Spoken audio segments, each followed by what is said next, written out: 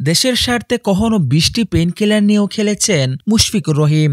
অথচ অফর্মের কারণে তাকে নিয়ে যে সমালোচনা হয়েছে, সেই সমালোচনার কারণে কেঁদে বুক বাসিয়েছেন। আর এমনটি বলছেন তার স্ত্রী জান্নাতুল কিফায়াত মন্ডি। প্রায় 19 বছর জাতীয় দলের হয়ে ক্রিকেট খেলে গত 5ই মার্চ রাতে ফেসবুক পোস্টে ওয়ানডে থেকে বিদায়ের ঘোষণা দেন জাতীয় দলের সাবেক অধিনায়ক মুশফিকুর রহিম।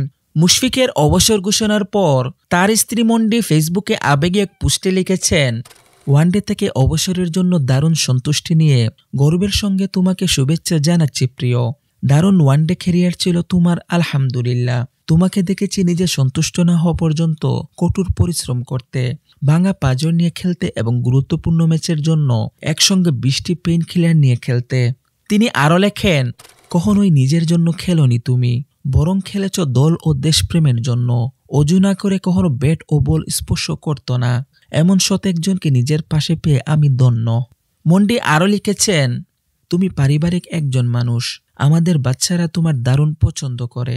আশা করি শাহরুজি তোমার গুণ পাবে এবং তোমাকে জীবনের আদর্শ মানবে। জানি এটা ছিল কঠিন সিদ্ধান্ত, তবে আরো উজ্জ্বল পথ চলা তোমার অপেক্ষায়। আমাদের জন্য এখনো পর্যন্ত যা করেছ, আমাদের পরিবার তাতে সবটুকু তৃপ্ত এবং এতটুকুই যথেষ্ট। বাকি দুনিয়া নেতিবাচক কথা বলতে থাকুক। সদ্য শেষ হওয়া চ্যাম্পিয়ন্স ট্রফিতে প্রত্যাশিত পারফরমেন্স না হওয়ায় দলের অভিজ্ঞ ক্রিকেটার মুশফিকুর রহিমকে নিয়ে অনেক সমালোচনা হয়। সেই সমালোচনা প্রসঙ্গে মুশফিকের স্ত্রী লেখেন, দুনিয়াকে আমি এটা বলবো, কাউকে এতটা সমালোচনা করবেন না যে প্রার্থনার আসরে বসে কাঁদতে হয় আপনাদের জন্য। আমরাও মানুষ।